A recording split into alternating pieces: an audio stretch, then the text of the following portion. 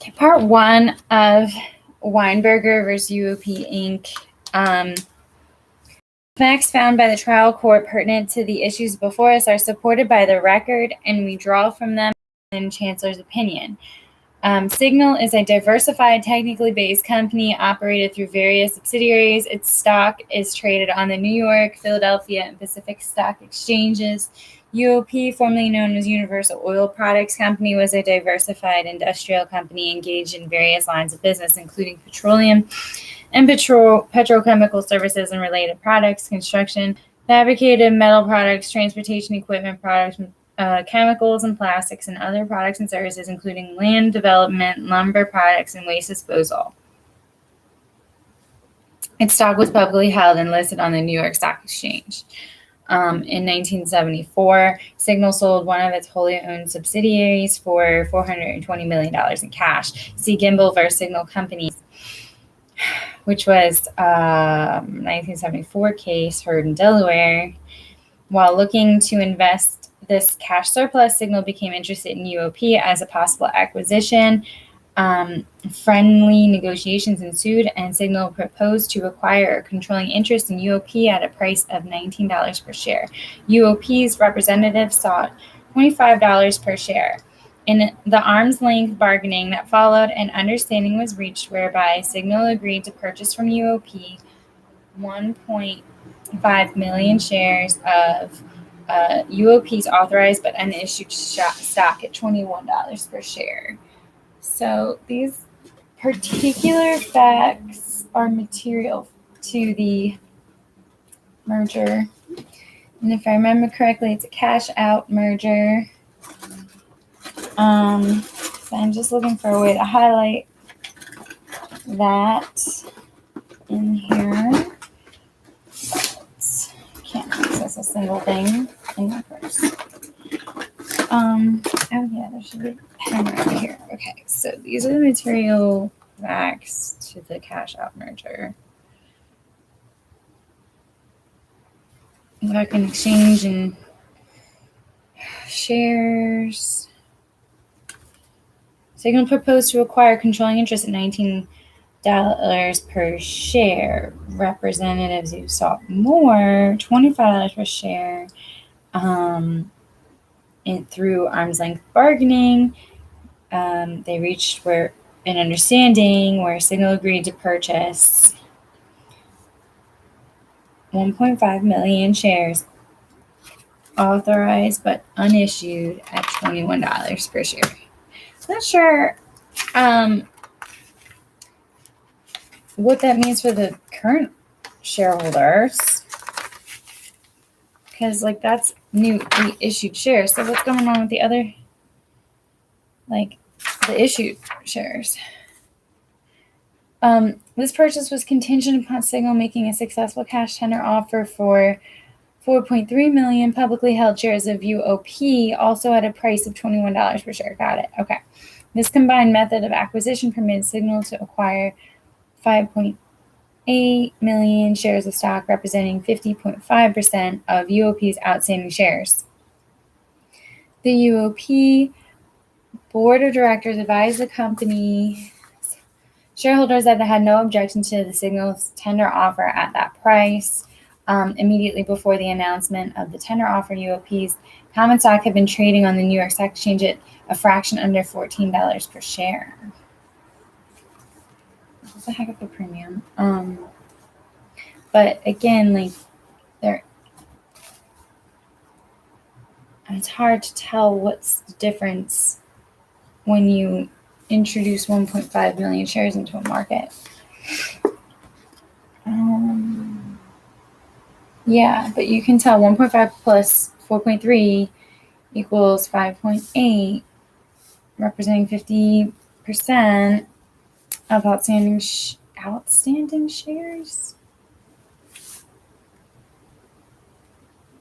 And the board of directors advised the company no objection to the tender offer. I just don't understand why this isn't giving them 100%. Who wants 50% of the company and not 100? When is this happening where it turns into 100? So confused. The negotiations between Signal and UOP occurred during April 1975, and the resulting tender offer was greatly oversubscribed. However, Signal limited its total purchase of the tender shares so that when coupled with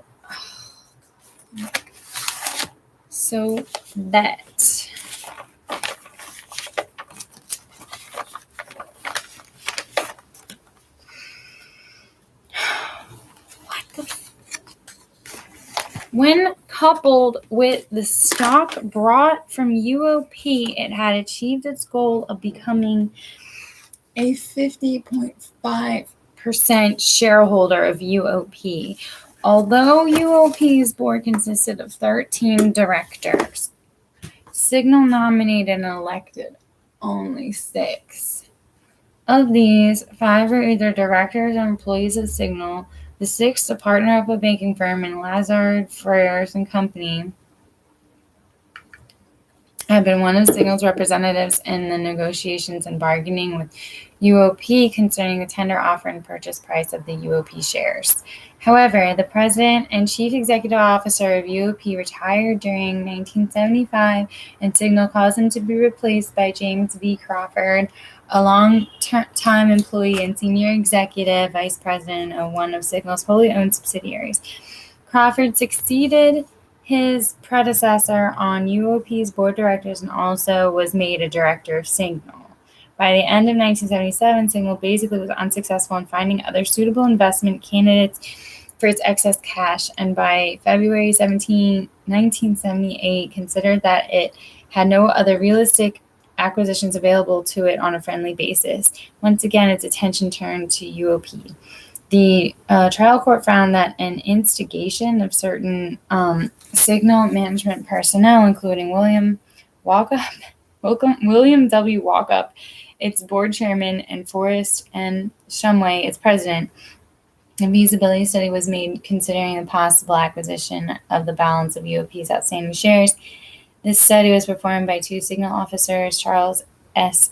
Arledge, Vice President, Director of Planning, and Andrew J. Chitia, Senior Vice President, Chief Financial Officer. Messrs. Walkup, Shumway, Arledge, and Chitia were all directors of UOP in addition to their membership on the Signal board. Arledge and Chitia concluded that it would be a good investment for Signal to acquire the remaining 49.5% of UOP shares at any price up to $25 each.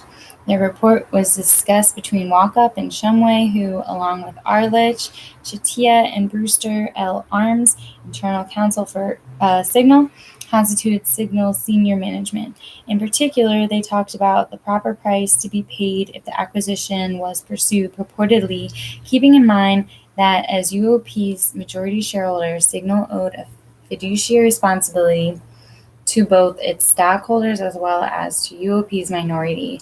It was ultimately agreed that a meeting of Signal's executive committee would be called to propose that Signal acquire the remaining outstanding stock of UOP through a cash-out merger in the range of $20 to $21 per share. The executive committee meeting was set for February 28, 1978. As a courtesy, UOP's president, Crawford, was invited to attend, although he was not a member of Signal's executive committee.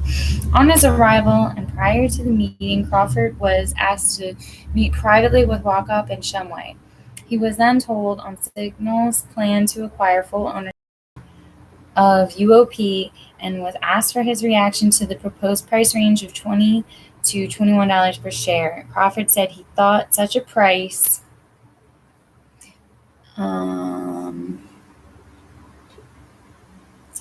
would be generous, and that it was certainly one which should be submitted to UOP's minority shareholders for their ultimate consideration. He stated, however, that Signal's 100% ownership could cause internal problems at UOP. He believed that employees would have to be given some assurance on their future place in a fully owned Signal subsidiary. Otherwise, he feared the departure of essential personnel. Also, many of UOP's key employees had stock option incentive programs which would be wiped out by a merger. Crawford therefore argued that some adjustment would have to be made such as providing a comparable incentive on Signal's shares if after the merger he was to maintain his quality of personnel and efficiency at UOP. So, I don't know if that's like a material fact. But these are some considerations.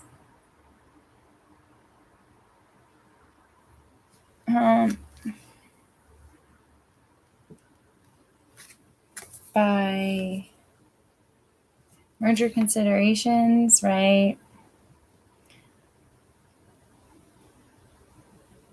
I'm just going to say D&O of UOP.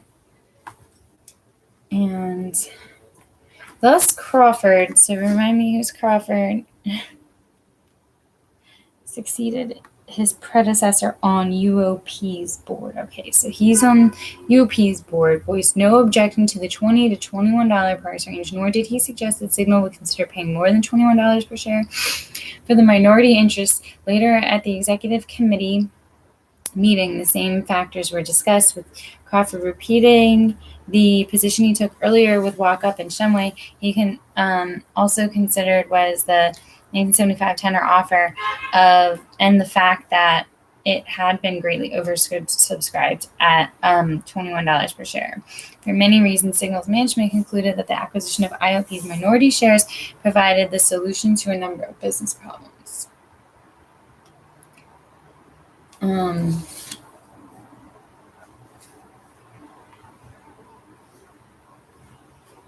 So these earlier merger considerations were taken up between UOP2 Signal and then rehashed here in the executive committee. And now thus it was the consensus that a price of the 20 to 21 per share would be fair to both Signal and the minority shareholders of UOP. Signal's executive committee authorized its management to negotiate with UOP for a cash acquisition of the minority ownership in UOP Inc. with the intention of presenting a proposal to Signal's board of directors. I don't know, maybe this is material because it supports the business judgment rule. And undergoing this executive committee might have shown care. But they're willing to authorize management to negotiate for a cash acquisition and present the proposal to Signal's board of directors, who's the acquiring company. On March 6 of 1978, immediately after this February 28, 1978 meeting, Signal issued a press release stating, the Signal Companies, Inc. and UOP, Inc. are conducting negotiations for the acquisition for cash by Signal of the 49.5% of UOP, which it does not presently own, announced Forrest N. Shumway, President and Chief Executive Officer of Signal, and James V. Crawford, UOP President. Price and other terms of the proposed transaction have not yet been finalized and would be subject to approval of the boards of directors of Signal and UOP, which is typical to a statutory pro or de facto merger. Scheduled to meet early next week, the stockholders of UOP and certain federal agencies. The announcement also refers to the fact that the closing price of UOP's common stock on that day was $14.5 per share. 2 days later, on March 2nd, 1978, Signal issued a second press release stating that its management would recommend a price in the range of $20 to $21 per share for UOP's 49.5% minority interest. This announcement referred to Signal's earlier statement that negotiations were being conducted for the acquisition of the minority shares. Between Tuesday, February 28, and Monday, March 6, 1978, a total of 4 business days, Crawford spoke by telephone with all of UOP's non-Signal, i.e. outside directors. Also during that period,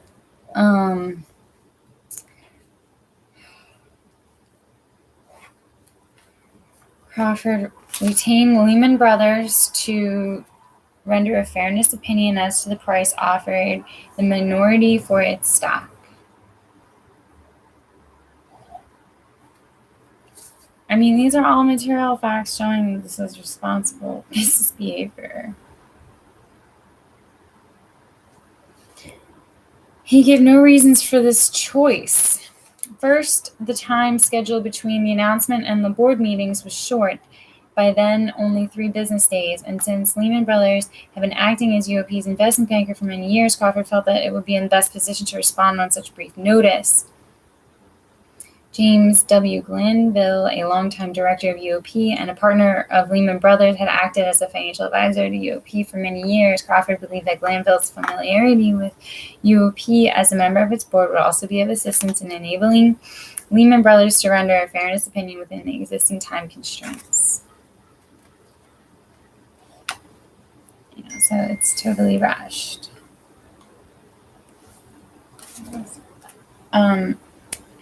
Crawford telephoned Glanville, who gave his assurance that Lehman Brothers had no conflicts that would prevent it from accepting the task. Glanville's immediate personal reaction was that the price of 20 to 21 would certainly be fair, since it represented almost a 50% premium over UOP's market price. Glanville sought a $250,000 fee for Lehman Brothers services, but Crawford thought this was too much. After further discussions, Glanville finally agreed that Lehman Brothers would render a fairness opinion for $150,000. During this period, Crawford also had several telephone contacts with Signal officials, and only one of them, however, was the price of the shares discussed.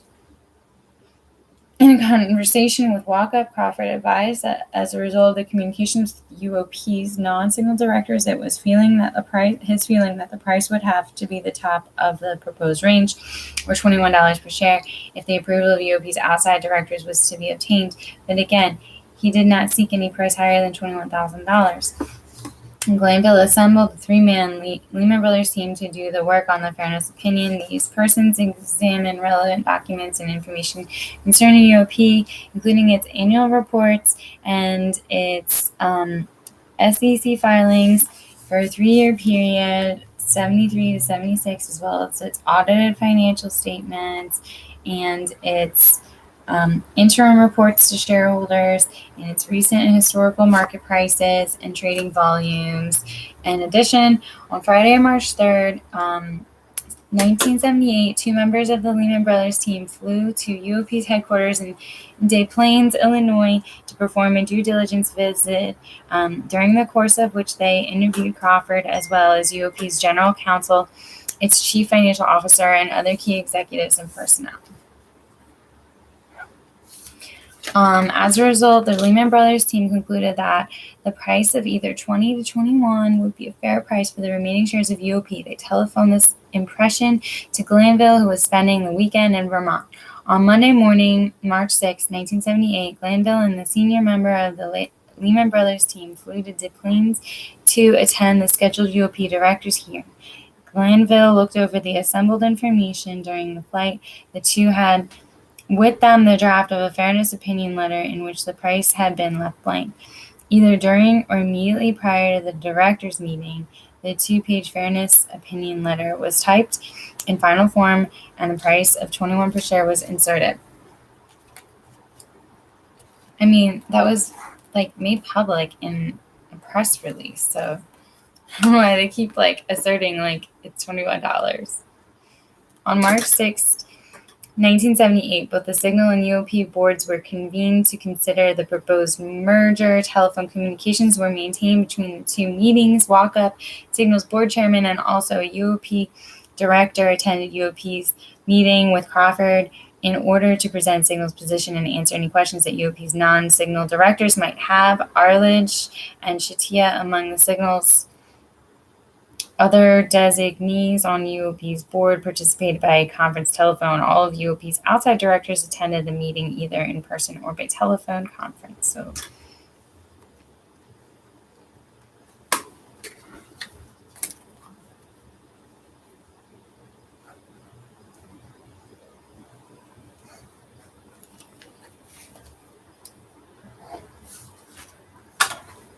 the timeline looks like this. Press release 1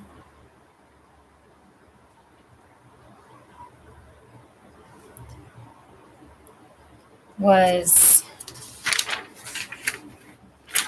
2/28/78. Press release number 2 was March 2nd, 78.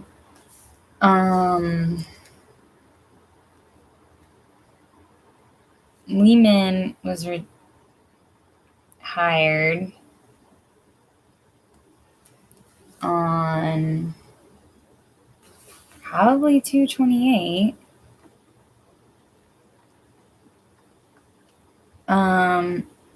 Officialized its fairness opinion letter at some point ahead of this 3/6/78 meeting.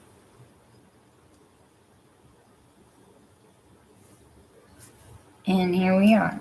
First, Signals Board unanimously adopted a resolution authorizing Signals to propose to UOP a cash merger of $21 per share as outlined in the Signal merger agreement and other supporting documents. This proposal required that the merger be approved by a majority of UOP's outstanding majority shares voting at the stockholders meeting at which the merger would be considered, and that the minority shares voting in favor of the merger when coupled with Signal's 50.5% interest would have to comprise at least 2/3 of all UOP shares. Otherwise, the proposed merger would be deemed disapproved. So the voting percentages were determined. And the $21, they adopted a resolution authorizing the cash merger at $35 or $21. UOP's board then considered the proposal. Copies of the agreement were delivered to the directors and tenants, and other copies had been forwarded earlier to the directors participating by telephone.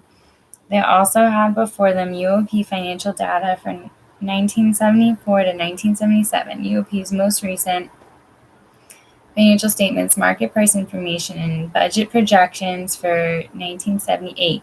In addition, they had Lehman Brothers hurriedly prepare fairness opinion letter finding the price of $21 to be fair. Glanville, the Lehman Brothers partner and UOP director, commented on the information that had gone into preparation of the letter. Signal also suggested that the Arlett-Shatia feasibility study indicating that a price of up to $24 per share would be a good investment for Signal was discussed at the UOP directors meeting. The chancellor made no such finding. And our independent review of the record detailed info satisfies us by a preponderance of evidence that there was no discussion of this document at UOP's board meeting. Furthermore, it is clear beyond peradventure that nothing in that report was ever disclosed to UOP's minority shareholders prior to their approval of the merger. So suddenly we just jumped to $24 out of nowhere.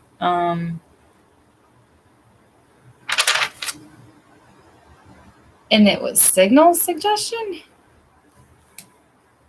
Who was trying to pay this money? I don't understand where this is coming from. Suddenly we got $24 on the table.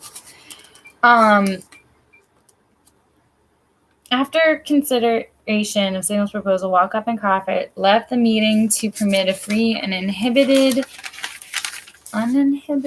exchange. Oh my God, this is such a long case. I just take a quick break to check my phone.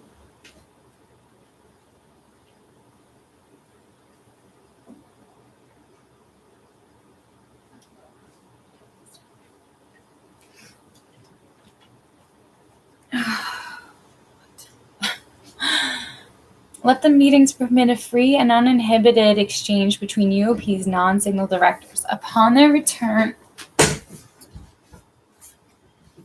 A resolution to accept Signal's offer was then proposed and adopted. While Signal's men on UOP's board participated in various aspects of the meeting, they abstained from voting. However, the minutes show that each of them, if voted, would have voted yes. On March 7th, UOP sent a letter to its shareholders advising them of the action taken up by UOP's board with respect to Signal's offer. All right. So here's a letter on March 7th. Is that the first communication or prior to their approval? Okay. Because there's a sentence here. Nothing in that report was ever disclosed to UOP's minority shareholders prior to their approval of the merger. I mean, so after consideration, everyone was kind of in agreement of it, and then a letter went to the shareholders. I mean, it still doesn't seem like anything's really wrong yet. Advising them of the action taken by UOP's board, but what action? The action being the adopted a resolution action? What action? That they all kind of would vote for it? By UOP's board with respect to Signal's offer. This document pointed out, among other things, that on February 28, 1978, both companies had announced negotiations were being conducted. Yeah, so that's right. So despite the swift board action of the two companies, the merger was not submitted to UOP shareholders until their annual meeting on May 26, 1978. And by merger, they mean like the plan. So like, that's a while goes by, like almost 2 months. Now shareholders receive something. And I noticed that meeting and proxy statement sent to shareholders in May, UOP's management and board urged that the merger be approved. The proxy statement also advised the price was determined after discussions between James Crawford, a director of Signal, and chief executive officer of UOP and officers of Signal, which took place during meetings on February 28th and in the course of several subsequent telephone conversations. And the original draft of the proxy statement, the word negotiations, had been used rather than discussions. However, when the Securities and Exchange sought details of the negotiations as part of its review of these materials, the term was deleted and the word discussions was substituted. Oh my God, who cares? The proxy statement indicated that the vote of UOP's board in approving the merger had been unanimous. It also advised that the shareholders that Lehman Brothers had given its opinion that the merger price of $21 was fair to UOP's minority. However, it did not disclose the hurried method by which the conclusion was reached. As of the record date for UOP's annual meeting, there was 11,488,302 shares of UOP common stock outstanding, 5,688,302 of which were owned by the majority. At the meeting, only 56% or 3.2 rounded million of the minority shares were voted.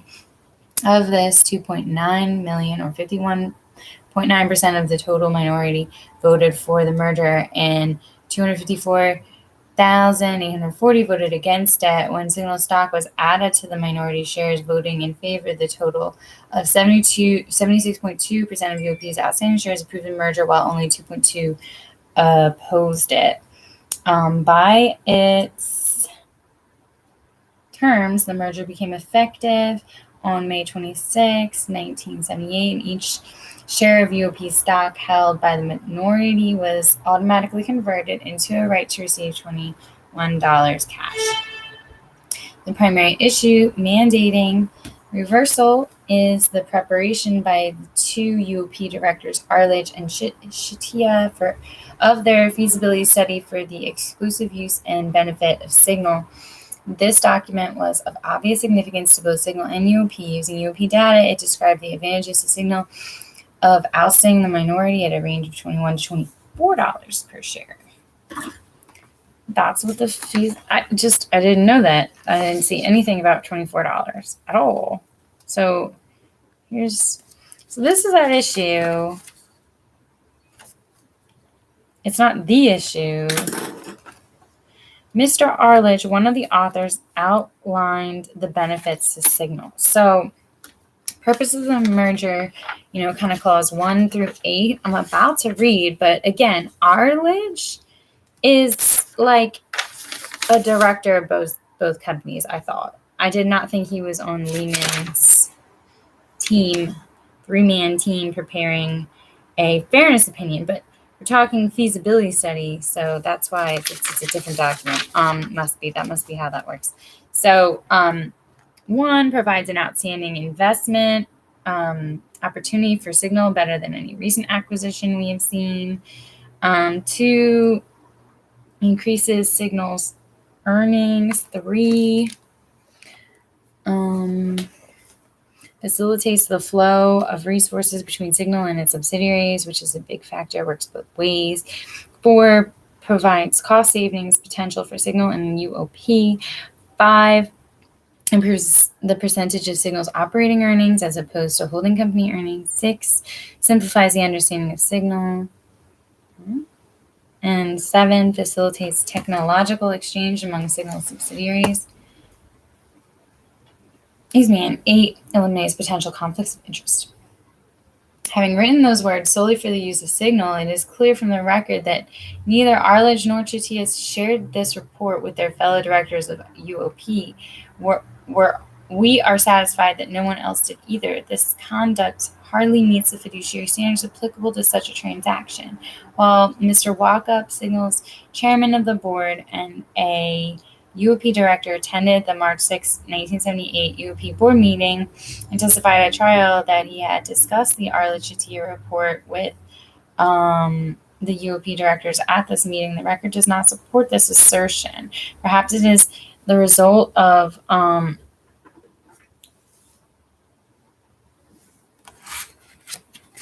some confusion on Mr. Walkup's part.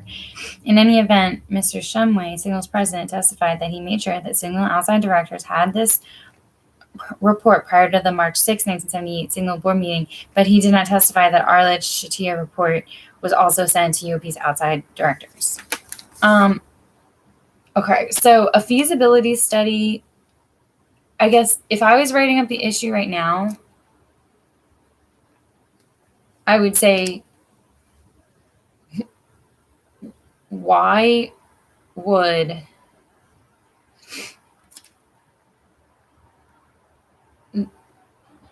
this feasibility study need to be disclosed to all board members?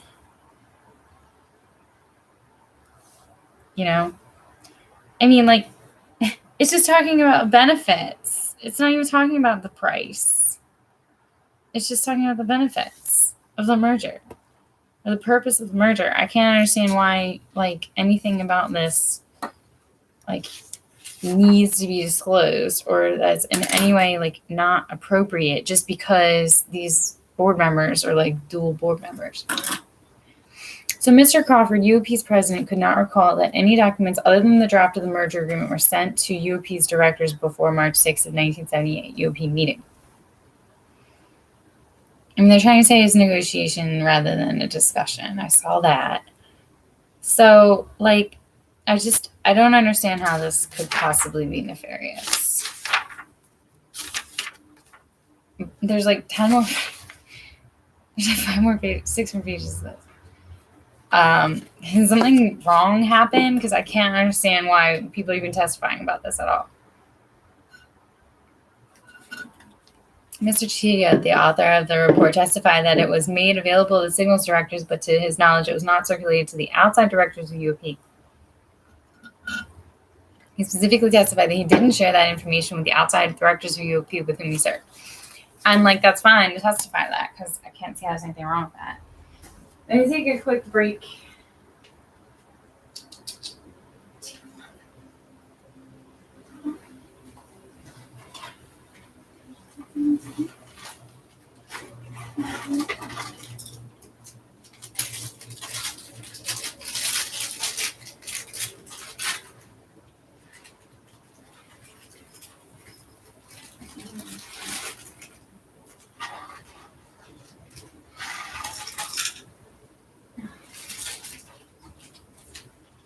really wanted yummies.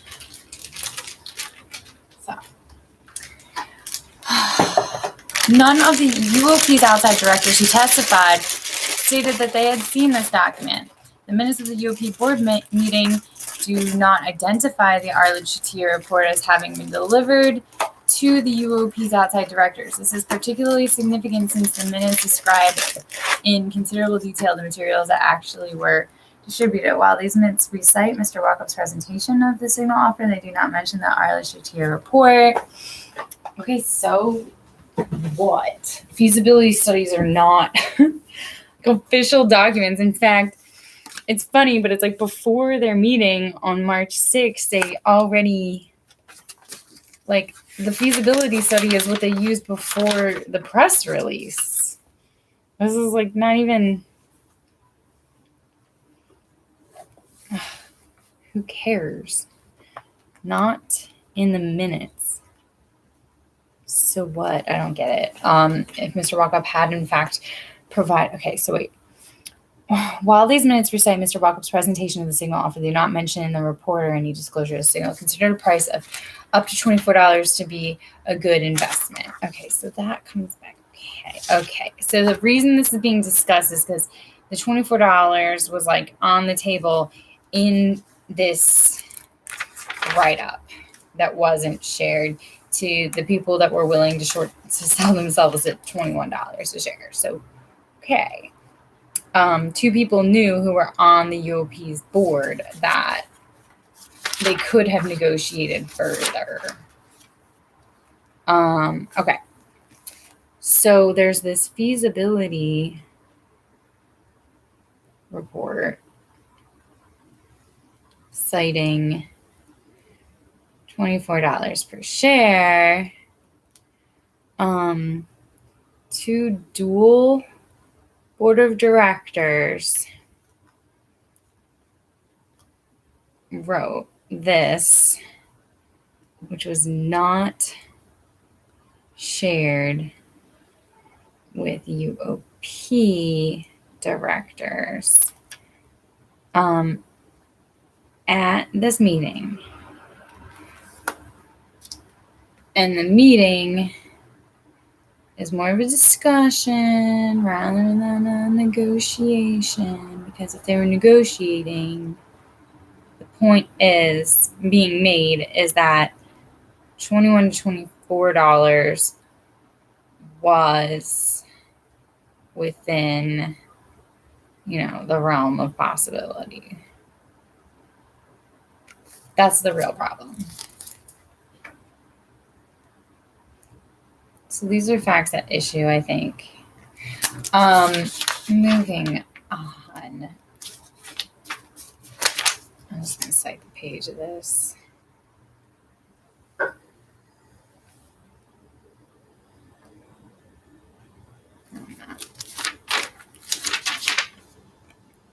Hate this case. If Mr. Walkup had, in fact, provided such important information to UOP's outside directors, it is logical to assume that these carefully drafted minutes would disclose it. The post-trial benefits of Signal and UOP contain a thorough description of the documents purportedly available aboard on March 6 meetings. Although these the report is specifically identified as being available to the Signal directors, there is no mention of it being among the documents submitted to the UOP board. Even when queried at a prior oral argument before this court, counsel for Signal did not claim that Arledge-Shatier report had been disclosed to UOP's outside directors. Instead, he chose to belittle its contents. This was the same approach taken before us at the last oral argument. Actually, it appears that the 3-page summary of figures was given to all UOP directors. The first page is identical to the 1 page of the Arledge-Shatier report, but this dealt with nothing more than a justification of the $21 price. Significantly, the contents of this 3-page summary are what the minutes reflect Mr. Walkup told the UOP board. However, nothing contained in either the minutes or the 3-page summary reflect signals regarding the $24 price. The Arledge-Shatier report speaks for itself in supporting the Chancellor's finding that a price of up to $24 was a good investment for Signal. It shows that a return on the investment at $21 would be 15.7% versus 15.5% at $24 per share. This was a difference of only 0.2%, while it meant over $17 million to the minority. Under such circumstances, paying UOP's minority shareholders $24 would have had relatively little long-term effect on Signal, and the chancellor's findings concerning the benefit to Signal, even at a price of $24, were obviously correct. Certainly, this was a matter of material significance to UOP and its shareholders, since this study was prepared by 2 UOP directors using UOP information for the exclusive benefit of Signal, and nothing whatever was done to disclose it to outside UOP directors or the minority shareholders. A question of breach of fiduciary arises. This problem occurs because there were common Signal UOP directors participating, at least to some extent, in the UOP board's decision-making process without full disclosure of the conflicts they faced. So that's exactly the problem, is that wouldn't you rather just not say anything at all than like overshare, because you owe duties to 2 different companies. You owe duties to the seller, you owe duties to the buyer. And here they sided with the buyer, who was going to prevail by writing no more than a feasibility study up. But anyway, the press release didn't go there. So in assessing the situation, the Court of Chancery was required to examine what information defendants had and to measure it against what they gave to the minority stockholders in a context in which complete candor is required. In other words, a limited function of the court to determine whether defendants had disclosed all information in their possession germane to the transaction and issue. And by germane, we mean, for present purposes, information such as a reasonable shareholder would consider important in deciding whether to sell or retain stock. Now, that is the definition of materiality. But isn't anything, these poor directors in this position would have been better off like kind of not participating. They shouldn't have written a report and given it to one party and not another party. ... So there's like a break. They've annotated some of this monotony, and completeness, not adequacy, is both the norm and the mandate under present circumstances. And they're citing Lynch versus Vickers, Energy Corp., 1977, Lynch 1. This is merely stating in another way the long existing principle of Delaware law that these Signal designated directors on UOP's board still own UOP and its shareholders an uncompromising duty of loyalty. The classic language of Guth versus Loft, Inc. Requires no embellishment. A public policy existing through the years and derived from a profound knowledge of human characteristics and motives has established a rule that demands of a corporate officer or director peremptorily and inexorably the most scrupulous observance of this duty, not only affirmatively to protect the interests of the corporation committed to his charge, but also to refrain from doing anything that would work injury to the corporation or to deprive it of profit or advantage which his skill and ability might properly bring to it, or to enable it to make in the reasonable and lawful exercise of its powers the rule that requires an undivided and unselfish loyalty to the corporation. So we're talking about the duty of loyalty. Where did this quote come from? I love it. It's from Guth versus Loft, Inc. It's a classic language.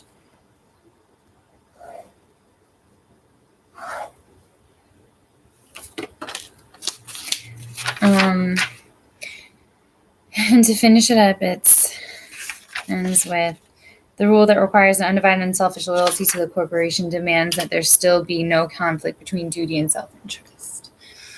Given the absence of any attempt to structure this transaction on an arm's length basis, Signal cannot escape the effects of the conflicts it faced, particularly when its designees on UOP's board did not totally abstain from participation in the matter. Okay, so that should have happened. They should have abstained from participation, like I just said. There is no safe harbor for such divided loyalties in Delaware. When directors of a Delaware corporation are on both sides of the transaction, they're required to demonstrate their utmost good faith and the most scrupulous inherent fairness of the bargain.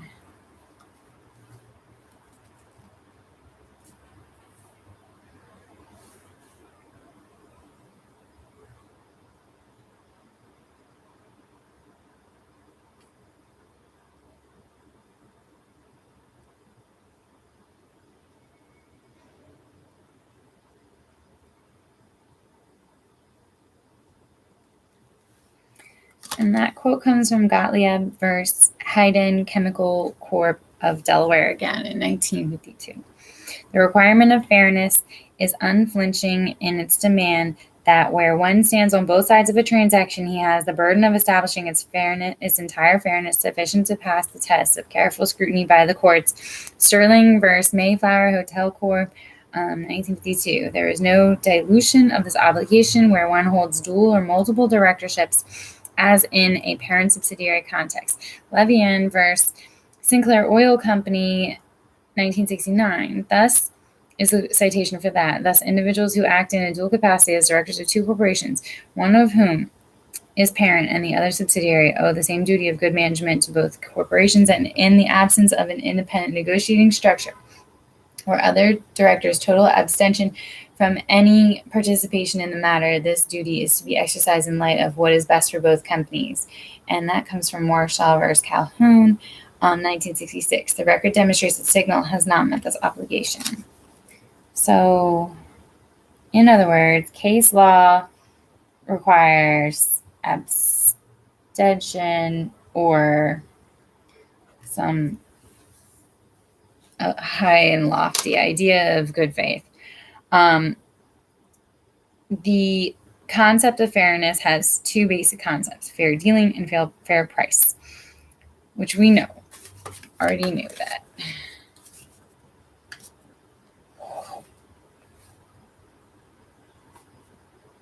It's just duty number fairness. Another duty. The former embraces questions of when the transaction was timed, how it was initiated, structured, negotiated, disclosed to the directors, and how the approvals of the directors and the shareholders were obtained. The latter aspect of fairness relates to the economic and financial considerations of the proposed merger, including all relevant factors, assets, market value, earnings, future prospects, and any other elements that affect the intrinsic or inherent value of the company stock. However, the test for fairness is not a bifurcated one as between fair dealing and price. All aspects of the issue must be examined as a whole, since the question is one of entire fairness. However, in a non-fraudulent transaction, we recognize that price may be the preponderant consideration outweighing other features of the merger. Here, we address the two basic aspects of fairness separately because we find reversible error as to both. Part of fair dealing is the obvious duty of candor required by Lynch 1 supra. Moreover, one possessing superior knowledge may not mislead any stockholder by use of corporate information to which the latter is not privy. Where'd that come from? The duty of here's another duty. Part of fair dealing is the obvious duty of candor. So this, I'm just going to call this duty number 2 and duty number 3. Actually, it's kind of duty number 3 and duty number 4, because you had loyalty. Good faith is kind of duty number 2. The loyalty was probably the first one we went into. All right, next page. That quote I just talked about, one possessing superior knowledge may not mislead any stockholder. I'm going to call this a standard. Of use by any stockholder One possessing superior knowledge may not mislead any stockholder by use of corporate information to which a latter is not privy. That's a quote from Blank versus Steiner, 1966. Delaware has long imposed this duty even upon persons who are not corporate officers but directors, but who nonetheless are privy to matters of interest or significance to their company. Roe v. Cities Service Co. With the well-established Delaware law on the subject and the Court of Chancery's findings of fact here, it is inevitable that the obvious conflicts posed by Arledge and Chatia's preparation of their feasibility study derived from UOP's information for the sole use and benefit of Signal cannot pass muster. That's kind of like their analysis of the facts to the case law on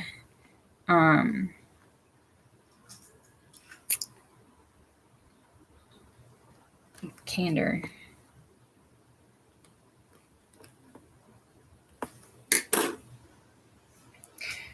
The Arledge-Chatia report is but one aspect of the element of fair dealing. How did this merger evolve? It is clear that it was entirely initiated by Signal. The serious time constraints under which the principals acted were all set by Signal. It had not found a suitable outlet for its excess cash and considered UOP a desirable investment, particularly since it was now in a position to acquire the whole company for itself.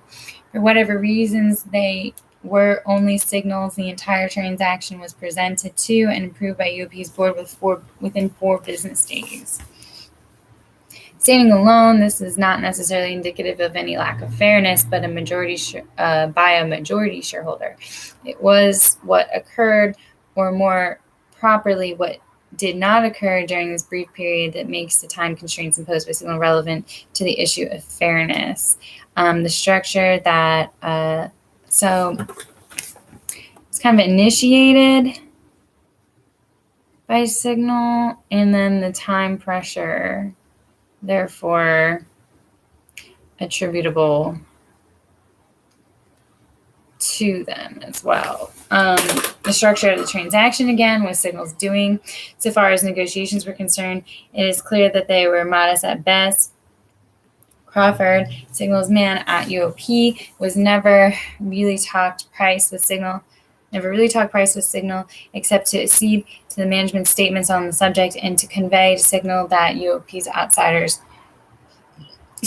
directors view that as between the $20 to $21 range under consideration, it would have to be $21. The latter is not a surprising outcome, but hardly arm's length negotiations. Only the protection of benefits for UOP's key employees and the issue of Lehman Brothers fee approach any concept of bargaining. As we have noted, the matter of disclosure to the UOP directors was wholly flawed by the conflict of interest raised by the Arledge-Chatia report. All of those conflicts were resolved by Signal in its own favor without divulging any aspect to them by UOP. Of them to UOP. This cannot but undermine a conclusion that this merger meets any reasonable test of fairness. The outside UOP directors lacked one material piece of information generated by 2 of their colleagues, but shared only with Signal. True, the UOP board had Lehman Brothers' fairness opinion, but that firm has been blamed by the plaintiff for the hurried task it performed, when more properly the responsibility for this lies with Signal. There was no disclosure of the circumstances surrounding the rather cursory preparation of the Lehman Brothers fairness opinion. Instead, the impression was given UOP's minority that a careful study had been made, when in fact speed was a hallmark, and Mr. Glanville, Lehman's partner in charge of the matter, and also a UOP director, having spent the weekend in Vermont, brought a draft of the fairness opinion letter to the UOP's directors meeting on March 6th of 1978 with the price left blank. We can only conclude from the record that the rush imposed on Lehman Brothers by Signal's timetable contributed to the difficulties under which this investment banking firm attempted to perform its responsibilities, yet none of this was disclosed to UOP's minority. With the price left blank. Finally, the minority shareholders were denied the critical information that Signal considered a price of $24 to be a good investment. Since this would have meant over $17 million more to the minority, we cannot conclude that a shareholder vote was an informed one. Under the circumstances, an approval by the majority of the minority was meaningless. Which one is the citation for that? Given these particulars and the Delaware law on the subject, the record does not establish that this transaction satisfies any reasonable concept of fair dealing, and the chancellor's findings in that regard must be reversed. So, like, the shareholders are demanding information that the directors themselves did not get. And alleging that they could have gotten it and that it was meaningful.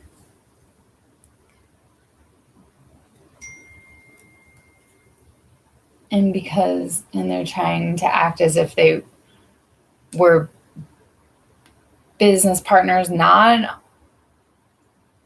on equal bargaining positions, because one's a parent and one's a subsidiary. But I wouldn't say that's unequal bargaining power. I think one of the failures here, honestly, is said on page 1027 about Crawford. Signal's man at UOP never really talked price with Signal. It's kind of a material fact. I feel like that's just what that one thing probably led to the whole breakdown and of broader discussion of price. So we're entering into subpart E of this decision. There's only 3 more pages. Turning to the matter of price, plaintiff also challenges its fairness. His evidence was that on the date the merger was approved, the stock was worth at least $26 per share. In support, he offered the testimony of a chartered investment analyst who used 2 basic approaches to valuation: a comparative analysis on the premium paid over market and 10 other tender offer merger combinations, and the discounted cash flow analysis, which I know that one.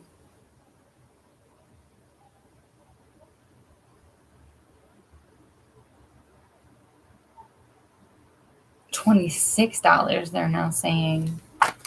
So plaintiff brings evidence under 2 different valuation.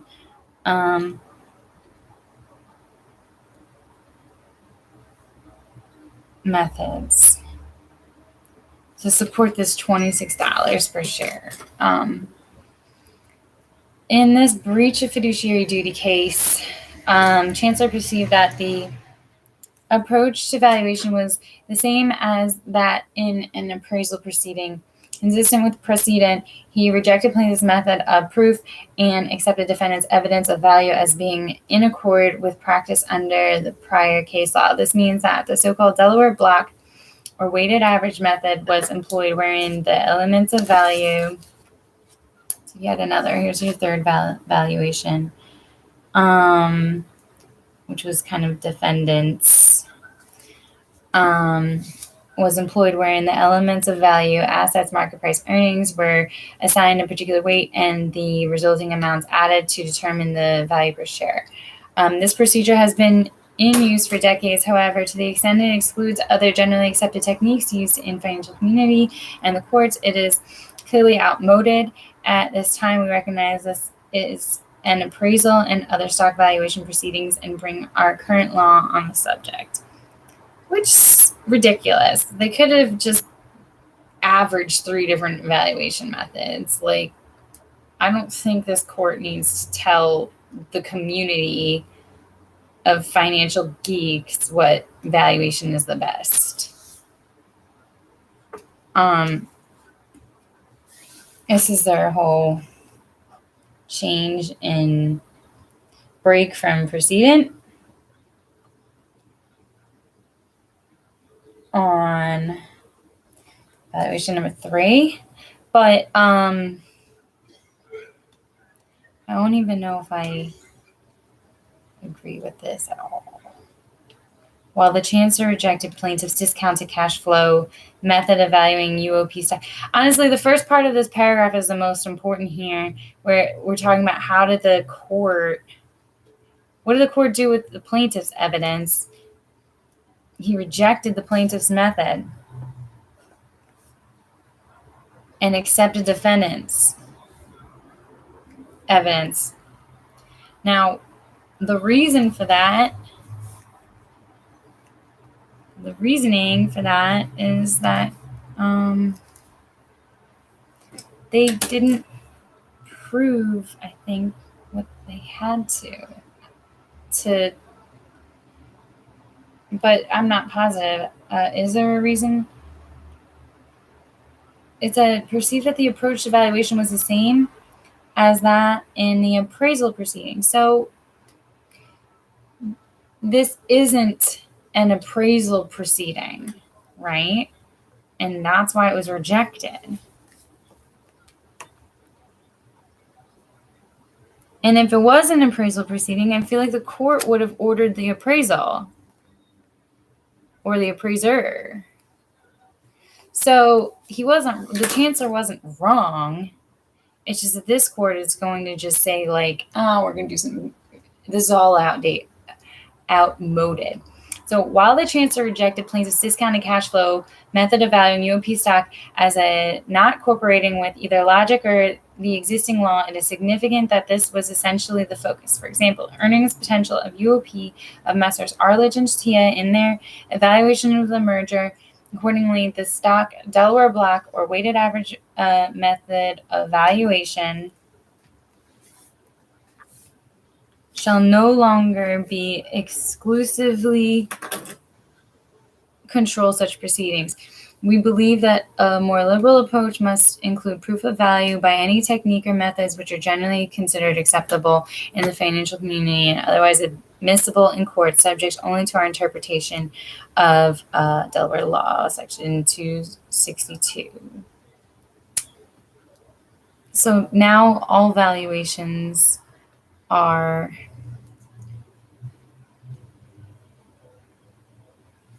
the court is open to all valuation methods, generally accepted.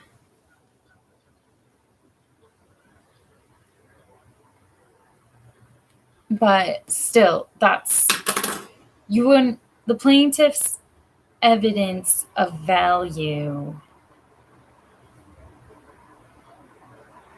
does it really come in this cause of action, or is it when they elect their appraisal rights where their position on the price valuation matters? I mean, there's the second issue that I have in this case, and I'm not writing down my issues. I'm looking for issues. They said what's at issue, but they didn't really set forth the issue in this case. And I think this case probably has a lengthy dissenting opinion because I'm a student.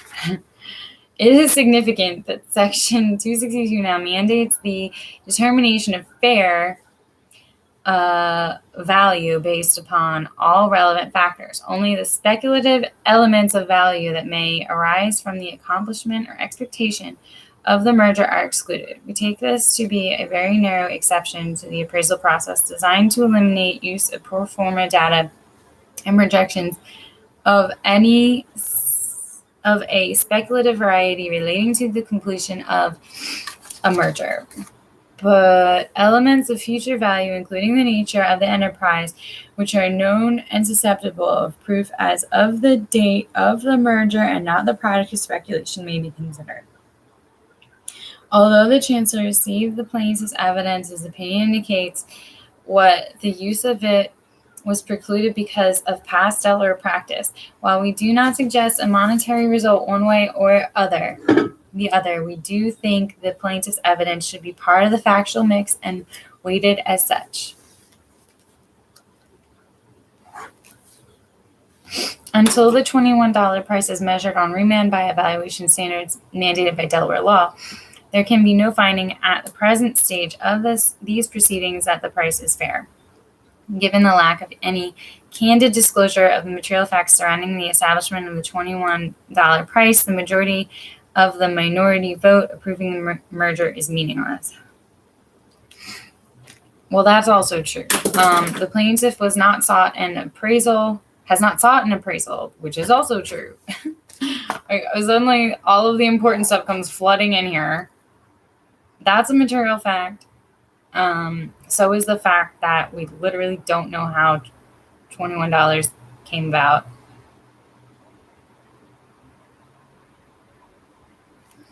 And the court's moving to want plaintiff's evidence to be entered, which I think is a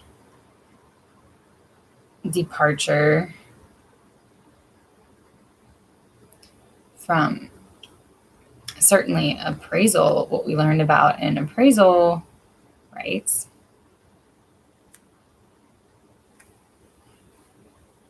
Or is it not?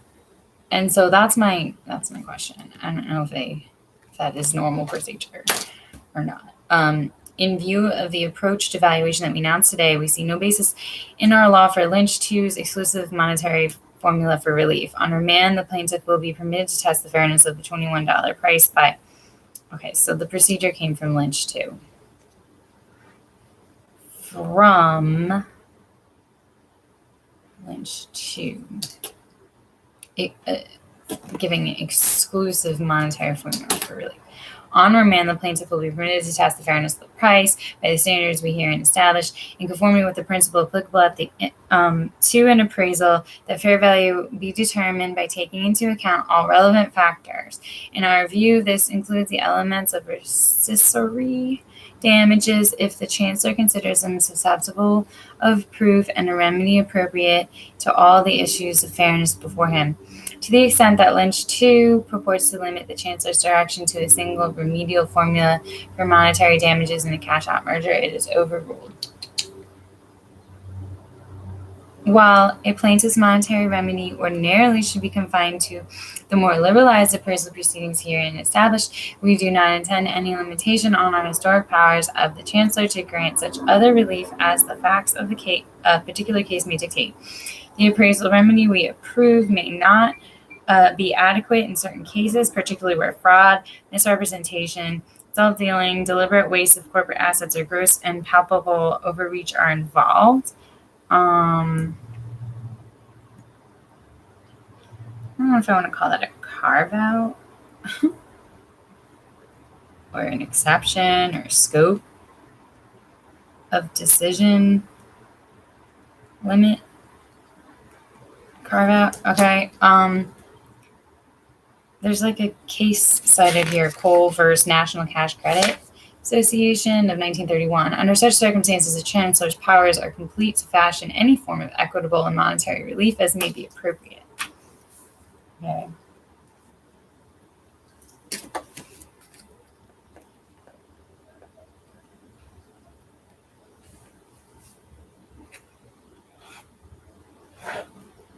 Including rescissory damages. Since it is apparent that this long completed transaction is too involved to undo, and in view of the chancellor's discretion, the award, if any, should be in the form of monetary damages based upon the entire fairness standards, i.e. fair dealing and fair price. The quasi-appraisal remedy provided in this decision applies to this case and other cases around the same time period as this case. Thereafter, the provisions of the section of law 262, as herein construed, respecting the scope of an appraisal and means for perfecting the same, shall govern the financial remedy available to minority shareholders in a cash-out merger. Thus, we return to the well-established principles of Stauffer versus Standard Brands, Inc., 1962, and David Green and Company versus Shenley Industries, Inc., 1971, mandating a stockholder's recourse to the basic remedy of an appraisal. Yeah, that's basically what they're saying. Their holding is case law for the holding, which I think this is a huge step. Like I said, departure. Although that seems to be a more recent trend we return to the well-established principle of 1962 and 71. Maybe the more recent trend is allows the stockholders recourse to the basic remedy of an appraisal, but I'm not sure if this minority shareholder exercised their right timely, which I think is a fact that, or an issue. I'll just say, when was appraisal right exercised, or right to appraisal exercised by the minority? Finally, we address the matter of business purpose. The plaintiff says that no valid purpose existed. The entire transaction was a mere subterfuge designed to eliminate the minority.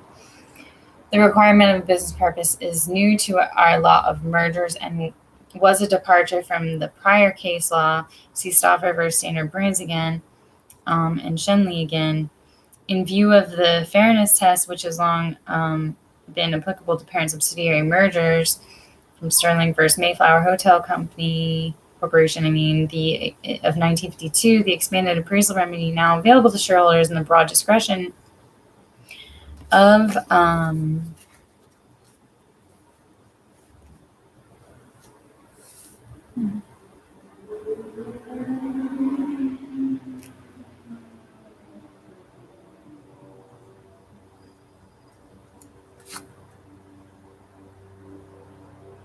the chancellor, that is, to fashion such relief as the facts of a given case may dictate.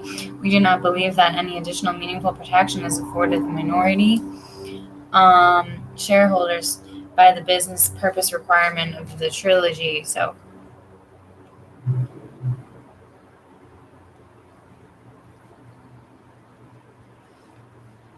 what they're saying is, you don't need this anymore, this business purpose requirement.